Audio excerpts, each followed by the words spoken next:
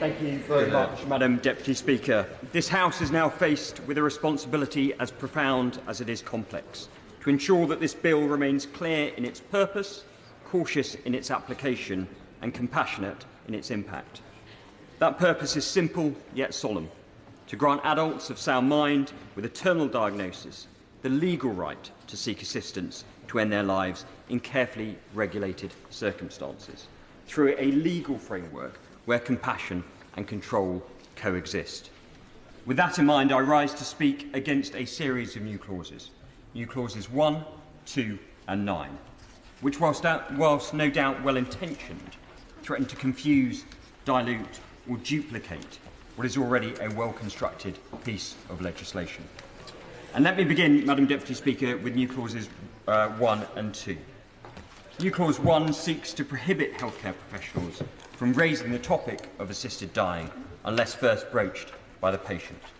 Now, whilst superficially this may be appealing as a safeguard, it represents a fundamental misunderstanding of the doctor-patient relationship.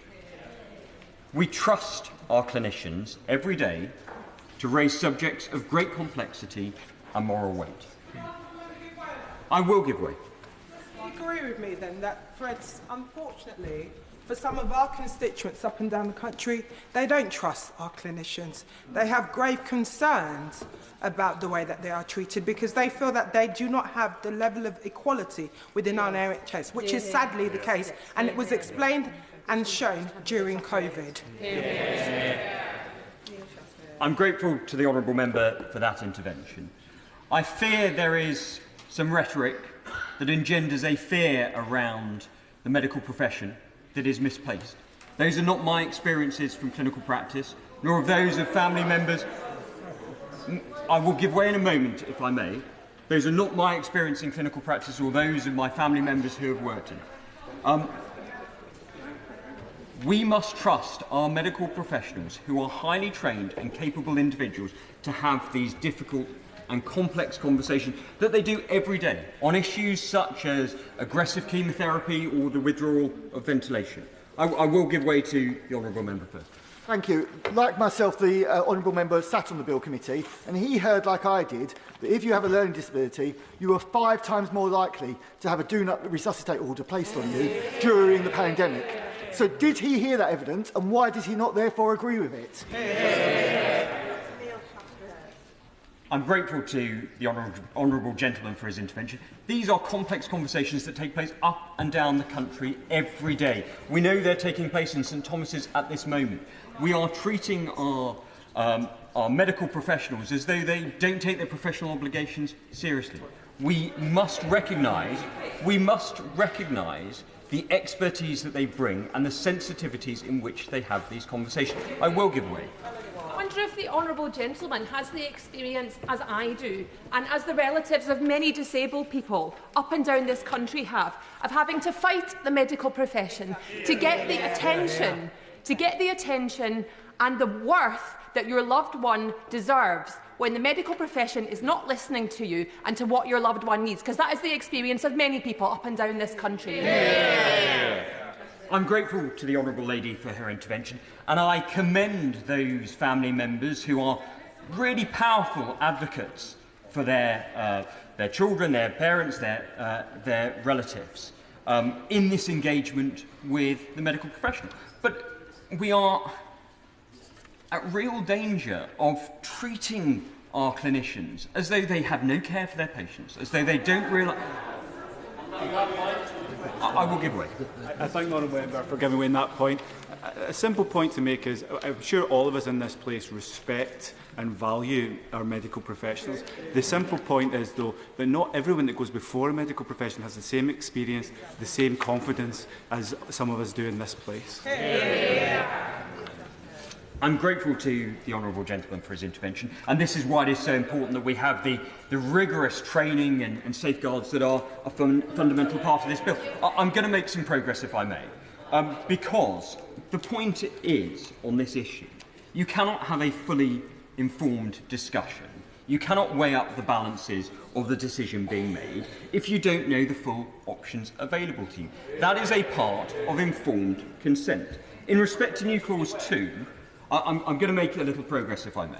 In respect of new clause 2, those who have had the privilege of meeting a young person living with a terminal illness will know that they often display a maturity and a depth of understanding far beyond their years. To deny them the opportunity for a considered conversation about their future upon reaching adulthood is not an act of compassion, in my view. It is to abandon them. It is to leave them isolated, navigating a complex and deeply personal journey through the filter of online forums, rather than in dialogue with trusted, qualified professionals. And we owe them better than that, Madam Deputy Speaker. I will give way. The honourable gentleman for giving way. And would he agree with me that my constituent Noah at 16, who was diagnosed with an inoperable brain tumour and who has said he'd like the right to choose, and I quote, "The thought of being locked in, unable to communicate, is not how I want to spend the last months of my life. To end my life on my terms when the time comes would give me comfort." And so Noah doesn't want to be infantilised. He wants to be treated like the adult he is. So would he not agree with me that this bill will give him that protection? I'm grateful to the Honourable Lady for her intervention. It's a very powerful personal story of Noah, who I think reflects the maturity of many young people when dealing with these challenging issues. New clauses 1 and 2, by imposing, in effect, a statutory gag in this one area, risk infantilising terminally ill patients, creating, in my view, a chilling effect on communication at the very moment when clarity and compassion are most needed. I'm going to make some progress, if I may. If anything, new clauses 1 and 2 may result in harming patients, forcing them to suffer in silence, unaware of lawful options simply because they don't know how to ask. Finally, Madam Deputy Speaker, I want to turn to new clause 9, which, in my view, presents a number of issues.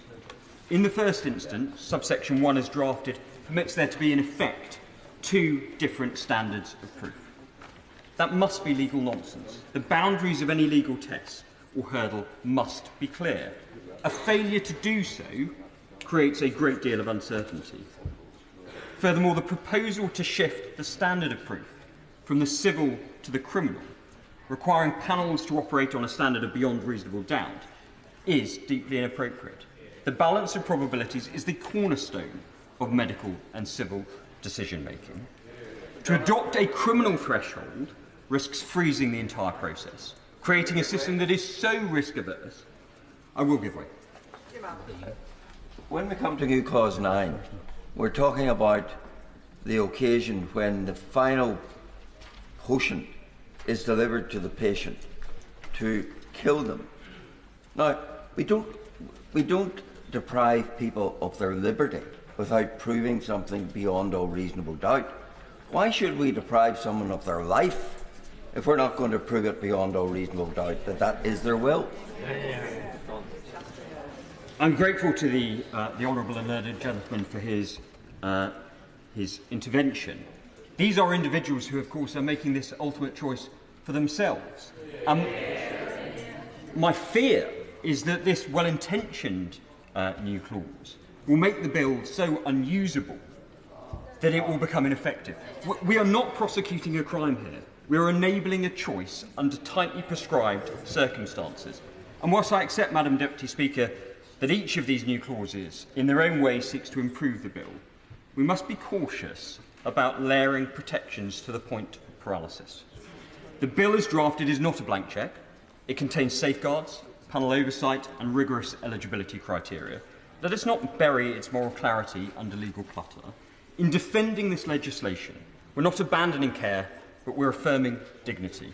Let us do so with confidence and reject these amendments.